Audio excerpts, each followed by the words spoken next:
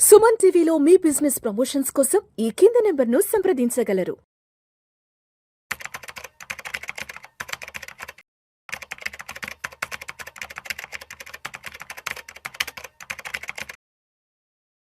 గిరిబాబు గారు నమస్తే సార్. నమస్తే అండి. Welcome to Vishnu talks. Thank you. So Giribabu గారు, ఇప్పుడు మనకి తెలిసిన వాళ్ళు, మన చుట్టుపక్కల, మన బంధువుల్లో ఎవరైనా బాగా ధనవంతులు, అపర కుబేరులు, శ్రీమంతులైన వాళ్ళ గురించి మన ఇంట్లో మాట్లాడుకుంటే మన ఇంట్లో ఏం చెప్తారంటే, వాళ్ళకేమరా పెద్ద పెద్ద వ్యాపారాలు ఉన్నాయి, ఎప్పటి నుంచే వ్యాపారాలు చేస్తున్నారు కాబట్టి వాళ్ళు ఈరోజు ఆ రేంజ్కి రాగలిగారు, అంత కోటీశ్వరులు అని చెప్తుంటారు. అంటే ఇది వ్యాపారం చేసే వాళ్ళే కోటీశ్వరులు అవుతారు అనే నేపథ్యంగా చెప్తారు పెద్దవాళ్ళు. మరి చిన్న చిన్న ఉద్యోగాలు చేసుకుంటూ, ప్రైవేట్ ఉద్యోగాలు చేసుకుంటూ కూడా కోటీశ్వరులు కావడానికి ఏమైనా మార్గాలు ఉన్నాయంటారా? యా, తప్పకుండా ఉన్నాయండి. రీసెంట్గా నేను నా వాట్సాప్ స్టేటస్లో ఒక వీడియో పెట్టాను. ఆ వీడియోలో ఏంటంటే ఎల్బి శ్రీరామ్ యాజ్ అ లెక్చరర్గా పిల్లలను అడుగుతూ ఉంటాడు, ఏమని మీరు పెద్దయ్యాక ఏమవుతారు అని. అందరు కూడా పెద్దయ్యాక నేను ఇప్పుడు బీటెక్ చేస్తున్నాను, ఎంటెక్ చేస్తాను, అక్కడ తర్వాత ఉద్యోగం తెచ్చుకుంటా, ఉద్యోగం చేస్తా, లేదా బీటెక్ చేసిన ఎంటెక్ చేసిన సేమ్ ఉద్యోగం కాబట్టి నేను బీటెక్ చదివి ఉద్యోగం తెచ్చుకుంటా అవుతాను, లేకపోతే నాకు అయిపోగానే ఉద్యోగం. అందరూ ఉద్యోగం ఉద్యోగం ఉద్యోగం అంటారు తప్ప ఒక్కరు కూడా నేను ఉద్యోగ కల్పన చేస్తాను, ఉద్యోగాన్ని క్రియేట్ చేస్తాను, నేను వ్యాపారం చేస్తాను, నేను ఉద్యోగాన్ని ఇచ్చే ఒక సంస్థ యజమానిగా ఉంటాను, నేను ఒక బిజినెస్ చేస్తాను, ఎంటర్‌ప్రెన్యూర్ అవుతానని ఎవరు కూడా చెప్పట్లేదు. అంతెందుకు మనం చిన్నప్పటి నుంచి మన పిల్లల్ని పెంచేటప్పుడు పెద్ద అయితే ఏమవుతారా అంటే, ఉద్యోగం అంటే పోలీస్ ఉద్యోగం చేస్తా, ఐఏఎస్ ఉద్యోగం చేస్తా, ఐపీఎస్ ఉద్యోగం చేస్తా, డాక్టర్ ఉద్యోగం చేస్తా, ఇవే చెప్తారు తప్ప, అంటే డాక్టర్ ఉద్యోగం అంటే ఉద్యోగం అనరు, డాక్టర్ అవుతా అంటే నేను, అది తప్పేం కాదు అది. బట్ అగైన్ మళ్ళీ అవన్నీ కూడా ఉద్యోగం, ఎక్కడో పని చేయడం, డబ్బు సంపాదించడం, ఎవరికో పని చేయడం, సంపాదించుకోవడం, ఇలాగే ఉంటుంది. అందుకే ఒక సేయింగ్ ఉంటుంది, నిన్ను నువ్వు ఉపయోగించుకోకపోతే ఇంకొకటి నిన్ను ఉపయోగించుకుంటాడు. రెడీగా ఉండండి. నిన్ను నువ్వు ఉపయోగించుకుంటే నువ్వు వ్యాపారం చేసుకున్నట్టు, నువ్వు గ్రో అయినట్టు. లేదు, నీ టైం వాడికి ఇచ్చి జీతం తీసుకుంటే నిన్ను ఇంకొకటి ఉపయోగించుకుంటారు. అంటే నీ తెలివిని నువ్వు ఉపయోగించుకుంటే నువ్వు ఒక పెద్ద వ్యాపారస్తులుగా మారుతావు కదా. నీ తెలివిని వేరే వాళ్ళు ఉపయోగించుకుంటే నువ్వు ఒక ఉద్యోగస్తులుగా మారిపోతావు. చదివాను సార్, నిన్ను ఉపయోగించుకుంటే నువ్వు, నీ తెలివిని ఉపయోగించుకుంటే నువ్వే ఒక పెద్ద వ్యాపార సామ్రాజ్యం సృష్టించు. నిన్ను నువ్వు ఉపయోగించుకోకపోతే ఇంకొకటి నిన్ను ఉపయోగించుకుని రెడీగా ఉంటాడు, ఉద్యోగస్తులుగా మారిపోతావు. ఎగ్జాక్ట్లీ. ఇప్పుడు నార్మల్ గా ఒక కంపెనీ యొక్క ఆఫర్ లెటర్ ని ఏమంటారు ఆఫీషియల్ గా? సిటిసి అంటారు. What is the CTC? Cost to company. అంటే కంపెనీకి నువ్వు ఎంత కాస్ట్ అవుతున్నావు. ఇది ఎలా క్యాలిక్యులేట్ చేస్తారు? రఫ్ గా, సపోజ్ నీ ద్వారా నేను నీకు ₹1,00,000 ఇచ్చి నేను హైర్ చేసుకుంటున్నాను, హైర్ చేసుకుంటున్నా. నీ సిటిసి అంతా 12 lakhs per annum. సో నేను కంపెనీ యజమానికి ఏం ఆలోచిస్తా, ఇతనికి 12 lakhs సంవత్సరానికి ఇస్తే నాకు ఇతని మీద కనీసం ఒక 3 times రావాలి. అంటే 3 times అంటే నాకు 12 into 3 36 lakhs వస్తే ఒక 12 మీకు ఇచ్చేస్తా. ఒక 12 నేను పెట్టే ఖర్చు, అంటే ఇంటీరియర్, నా ఆఫీసు, నీకు ఇచ్చే ఫర్నిచర్, నీకు ఇచ్చే ఫెసిలిటీ, నీకు ఇచ్చే అన్ని ఎమ్యూనిటీస్ అన్ని కలిపి ఇంకొక 1 టైం అయిపోయింది. థర్డ్ వచ్చేసి నీ మీద నాకు రావాల్సిన లాభం. మొత్తం సిటీసీ 3 times చేయాలి మినిమం. ఇది ఆ 3 times లో ఒక టైం నీకు ఇచ్చేస్తా 12 lakhs. ఒక 12 lakhs నా ఖర్చు నీ మీద పెట్టినందుకు. నీకు ల్యాప్టాప్ ఇవ్వాలి, నీకు ఇంటీరియర్స్ ఇవ్వాలి, నీకు ఒక ఆఫీస్ ప్రెమిసెస్ ప్రొవైడ్ చేయాలి, దాన్ని రెంట్ కట్టాలి, నీకు హౌస్ కీపింగ్ ఇవ్వాలి, ఇవన్నీ ఇవ్వాలి కదా. నీకోసం ఒక వ్యాపారం కొనుక్కరావాలి బయట నుంచి, నువ్వు పని చేయడానికి నేను పని కల్పించాలి కదా. 1 time. ఒక టైం ఏంటి, నీ మీద నాకు లాభం రావాలి. ఈ 3 times. నువ్వు 4 times ఇచ్చావు అనుకోండి, మీరు 4 times కనుక 12 into 4 times ఇస్తే నీకు కొంచెం ఇన్సెంటివ్ ఇస్తా. అదే నువ్వు నీ సిటీసీకి 5 times కనుక నువ్వు ఇవ్వగలిగితే నీకు ప్రమోషన్ కూడా ఇస్తా, 1 లక్షలు ప్రమోషన్ ఇస్తా. అదే నువ్వు సిటీసీకి ఒక 7-8 times చేస్తే ఇక నువ్వు super star of the employee. అంటే ఏంటి, నేను ఏం చేస్తున్నాను, నీకు ఒక సిటీసీ ఇచ్చి దాని మీద నువ్వు ఎన్ని టైమ్స్ చేయాలి? Minimum 3. You will get a 0 only salary. 4 times కొంచెం ఇన్సెంటివ్, 5 times నీకు ఎలివేషన్, 6 times 7 times 8 times చేస్తే నీకు ఒక మంచి పొజిషన్ కంపెనీలో, ఒక కారు, బిజినెస్ పార్ట్నర్ రావచ్చు. అంటే ఇక్కడ నేను నిన్ను హైర్ చేసుకున్నప్పుడు నీ యొక్క క్యాలిక్యులేషన్ ఇలా చేస్తున్నాను నేను. ఎగ్జాక్ట్లీ. నువ్వు ఇవ్వలేదు, నేను ఇచ్చిన 1 time నా 3 times ఇవ్వకపోతే ఫైర్ చేసేస్తాం. అదే నువ్వు ఇస్తే హైర్ చేసుకుంటావు, లేదా ఫైరే. ఓకే, సో మనం ఎలా ఆలోచిస్తున్నాం ఒక ఎంటర్‌ప్రెన్యూర్ గా, అలా ఆలోచించి గ్రో అవుతున్నాను లేదా? సో మీరు మిమ్మల్ని వాడుకోకపోతే మిమ్మల్ని నేను వాడుకుంటున్నాను. సో ఈ మెంటాలిటీ ఉన్నంత కాలము ఆ ఒక ఎంప్లాయీ ఉన్నవాళ్ళు ఎంప్లాయీస్గానే ఉంటూ ఉంటారు, ఎంప్లాయీస్గా రిటైర్ అవుతుంటారు. మీరు కావాలంటే చాలామంది సాఫ్ట్వేర్ ఇంజనీర్స్ని వాళ్ళ గుండె టచ్ చేసి మాట్లాడండి వాళ్ళతోటి, సాఫ్ట్వేర్ ఎంప్లాయీస్ని. పేరుకు సాఫ్ట్వేర్, శాలరీ ఎక్కువ వస్తుంది.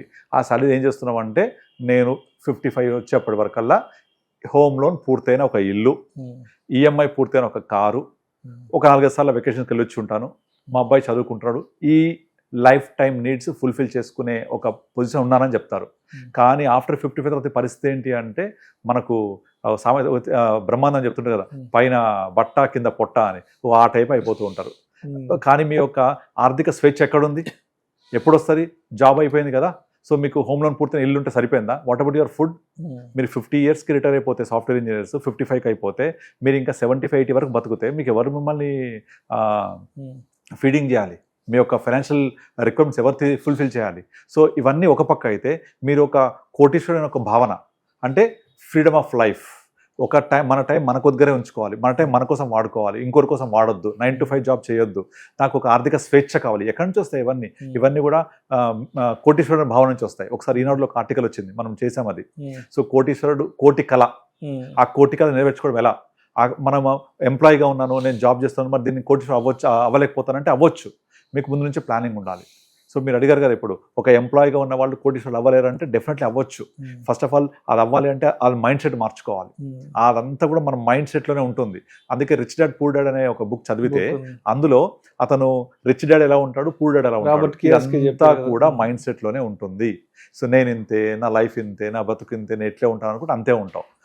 ఆ మేనిఫెస్టేషన్ మన మైండ్ నుంచి రావాలి. అలా కాదు, నాకు విజన్ ఉంది, నేను ఒక 5 years ఇక్కడ ఉంటాను, 10 years ఇక్కడ ఉంటాను, నేను ఇలా గ్రో అవుతాను అని మనం ఏం చేయాలి? వ్యాపారం చేసి ఆ వ్యాపారంలో మనం మెలకువలు నేర్చుకొని వ్యాపారంలో ఎక్సెల్ అవ్వడానికి అవకాశం లేకపోవచ్చు, but at least invest in businesses. For example, ఇప్పుడు ముఖేష్ అంబానీ వాళ్ళ ఫాదరు, మనం చదివాం కదా హిస్టరీ అయింది, పెట్రోల్ పంపులో పెట్రోల్ కొట్టేవాడు అబ్రాడ్లో అని. అలా పెట్రోల్ కొట్టే వ్యక్తి ఊహించాడా నేను ఇలా ప్రపంచ కుబేరులో జాయిన్ అవుతాను? లేదు కదా వాళ్ళ ఫాదరు. బట్ ఆయన ఆ ప్రణాళిక వేసుకుంటూ వచ్చాడు. ఇప్పుడు దాన్ని వాళ్ళ కొడుకు ఫుల్ఫిల్ చేశాడు. ప్రపంచ కుబేరుల్లో టాప్ 10లో ఉంటాడు. బట్ వాళ్ళ father previous generation just petrol బంక్లో పెట్రోల్ కొట్టే ఒక చిన్న ఎంప్లాయీ, అక్కడ నుంచి ఒక విజన్ తోటి, ఒక వ్యూ తోటి ఇలా తీసుకుంటూ వచ్చారు. అలాగే మనం కూడా నార్మల్గా ఒకటి చెప్తుంటాను నేను ఎప్పుడు కూడా, ఫిక్స్డ్ డిపాజిట్ చేసిన వాళ్ళు, ఫిక్స్డ్ డిపాజిట్ పెట్టుకున్న వాళ్ళు, అంటే బ్యాంక్ బ్యాలెన్స్ ఉన్న వాళ్ళు, బ్యాంక్లో ఎఫ్డీ చేసుకున్న వాళ్ళు ఎవ్వరు కోటీశ్వరు కాలేరు. ఇన్వెస్ట్ చేస్తే అవుతారు. ఇన్వెస్ట్ ఎక్కడ చేయాలి? వీలైతే ల్యాండ్లో చేయండి. లిక్విడిటీ లేకపోతే దాన్ని వదిలేయండి. ఇప్పుడు చాలా రియల్ ఎస్టేట్ చాలా డౌన్ ట్రెండ్ నడుస్తుంది, అవసరం అమ్మలేము అనే ప్రాబ్లమ్స్ ఉంటాయి. దాని బదులు క్యాపిటల్ మార్కెట్కి రండి. క్యాపిటల్ మార్కెట్లో మ్యూచువల్ ఫండ్స్ అనే ఒక ఎక్సలెంట్ ప్రోడక్ట్ ఉంది. సో దాంట్లో మీరు లాస్ట్ 20 yearsలో ఒక 1 lakh పెట్టి వదిలేస్తే చాలా ఫండ్స్ ఇవాళ మోర్ దెన్ 1 crore అయినాయి. 100 times పెరిగిన ఫండ్స్ బోలెడ్ ఉన్నాయి. 100 times ఒక 1 lakh పెట్టి వదిలేస్తే లాస్ట్ 20 years బ్యాక్ ఈరోజు 70 lakhs, 80 lakhs, 1 crore, 1.5 crore, 2 crores అనే ఫండ్స్ బోలెడ్ ఉన్నాయి. But every stock in the last 25 years మల్టీపైర్ కాలేదు. 20 years బ్యాక్ మనకు ఇండియాలో ఒక 1000 stocks ఉంటే అందులో గట్టిగా ఒక 10% ఆఫ్ స్టాక్స్ కూడా ఈరోజు మనం కూడా సాగించట్లేదు. అంటే 90% వానిష్డ్. వేరే మ్యూచువల్ ఫండ్స్ అలా కాదు. 100కి 100% మినిమం లెవెల్ చూసుకున్న వర్స్ట్ ఫండ్ అనుకున్నా కూడా ఒక 70 times, 80 times అయింది 25 yearsలో. అంత పొటెన్షియల్ ఉంది. జనరల్ అని చెప్తుంటా కదా, రూల్ 15,000 15 years 15%. అలా 15,000 ఎవ్రీ మంత్ చేసుకుంటూ వెళ్తే 15 years తర్వాత కోటీశ్వరుడు అయిపోవచ్చు, 1 crore అవ్వచ్చు. ఇంకోటి చెప్తాను, ఇదంతా కూడా ఎలా ఉంటుందంటే, మీరు ఇప్పుడు మీ ఆరోగ్యం మంచిగా ఉండాలనుకోండి, డబ్బు ఖర్చు పెట్టాలా పెట్టొద్దా? ఆరోగ్యం బాగుండాలంటే పెట్టాలి కదా. కానీ మీ డబ్బు ఖర్చు పెడితే అనారోగ్య పాలవుతారు. ఫర్ ఎగ్జాంపుల్, ఇప్పుడు మీరు అనారోగ్యం ఉండాలంటే ఏం చేయాలి? జంక్ ఫుడ్ తినాలి, తర్వాత మందు తాగాలి, సిగరెట్స్ స్మోక్ చేయాలి, పబ్లోకి వెళ్ళాలి, అమ్మాయిలు, తర్వాత లేట్ నైట్ నిద్రపోకుండా, ఇవన్నీ ఖర్చుతో కూడుకున్నాయా? మరి ఇవన్నీ ఖర్చు పెడుతూ ఉంటే ఆరోగ్యం బాగుంటుందా బాగుండదా? డెఫినెట్లీ బాగా చెడిపోద్ది. అంటే ఆరోగ్యం బాగుండొద్దు అనుకుంటే డబ్బులు ఖర్చు పెట్టాలి. So they're all costly. అదే ఆరోగ్యం బాగుండాలంటే ఏమి చేయొద్దు. యాక్చువల్గా మార్నింగ్ లేవండి, మా అయితే వాకింగ్ చేయండి ఫ్రీ, యోగా చేయండి ఫ్రీ, ధ్యానం చేయండి. దానికి ఒక ప్రాసెస్ అక్కడ కూర్చొని ప్రశాంతంగా కూర్చోండి, ధ్యానం యోగా చేయండి, చిన్న చిన్న ఎక్సర్సైజ్ చేయండి, అన్నీ ఫ్రీ. అంటే ఇవన్నీ ఫ్రీ కదా, ఖర్చు లేదు, బట్ డెఫినెట్లీ ఆరోగ్యం బాగుంటుంది. దానికి రివర్స్, సిగరెట్, మందు, అమ్మాయిలు, పబ్బు, లేట్ నైట్, నిద్రపోకుండా ఫోన్లో స్పెండ్ చేయడము, పొద్దున 3 o'clock వరకు లేట్ నైట్ చేయడము, ఇవన్నీ చేస్తూ ఉంటే టైము బొక్క, డబ్బులు ఖర్చు, డెఫినెట్లీ అనారోగ్యం. అంటే ఇవన్నీ ఖర్చు పెట్టాలి. ఏమి చేయకపోతే ఫ్రీ. అంటే జనాలందరూ సింపుల్ ఇస్ డిఫికల్ట్ అని చెప్తుంటారు. నేను ఆ సింప్లీ ఉన్న డిఫికల్ట్ ఏంటంటే సింపుల్గా ఉండడం. ఆ డిఫికల్టీని ప్రాక్టీస్ చేయడానికి కష్టపడతారు, బట్ డబ్బులు ఖర్చు పెట్టి ఖరాబ్ చేసుకుంటూ ఉంటారు. సో అట్లా కాకుండా మనం కోటీశ్వరుడు అవ్వాలని అనుకుంటే మనకు అంత మైండ్ సెట్లో ఉండాలి. అదంతా కూడా ఆ మైండ్ సెట్లో ఉంటే డెఫినెట్లీ మనము నెక్స్ట్ లెవెల్లో ఎట్లా ఉండాలి. ఇప్పుడు అందుకే కొంతమంది వచ్చే వాళ్ళు చెప్తుంటారు, ఇప్పుడు నార్మల్గా నా బడ్జెట్ ప్రకారం, నా ఇన్కమ్ ప్రకారం నేను ఒక 2 BHK తీసుకుంటా, లేకపోతే స్టాండర్డ్ అపార్ట్మెంట్ తీసుకుంటా అంటే నేను చెప్తాను, ఇప్పుడు స్టాండర్డ్ సరిపోద్ది. ఒక 10 years తర్వాత మీ ఇన్కమ్ పెరుగుద్ది, సిటీసీ పెరుగుద్ది, అవి పెరుగుతాయి, పిల్లలు పెద్ద అవుతారు, సరిపోద్దా? ఇది సరిపోదు కదా. సో కనుక మన విజన్ 10 years నేను ఎక్కడ ఉంటా, దానికి సరిపడా నాకు ఎట్లా ప్లాన్ చేసుకోవాలి, దానికోసం ఏం చేయాలి, ఆ గోల్ అచీవ్ అవ్వాలంటే ఇప్పటి నుంచి ఏం చేయాలి. నువ్వు ఇప్పటి నుంచే కాకుండా కొంచెం సేవింగ్ చేసుకొని పక్కన పెట్టుకొని దాన్ని ఎక్వైర్ చేయడానికి ట్రై చేయండి. ఇప్పుడు మనకు గవర్నమెంట్ ఏదైనా బ్రిడ్జ్ కట్టింది అనుకోండి, వాళ్ళు ఒక 4-5 years కోసం చూడరు. 20 yearsకి ఇక్కడ ట్రాఫిక్ ఎలా ఉంటుంది, 20 years తర్వాత దీని మీద ఎంత ఫ్లో ఉంటుంది, ఎంత ఫుట్ఫాల్ ఉంటుంది, దాని ప్రకారంగా ఒక బ్రిడ్జ్ కన్స్ట్రక్ట్ చేస్తారు, దాని ప్రకారంగా రోడ్ వైడనింగ్ చేస్తారు, అంతే కదా.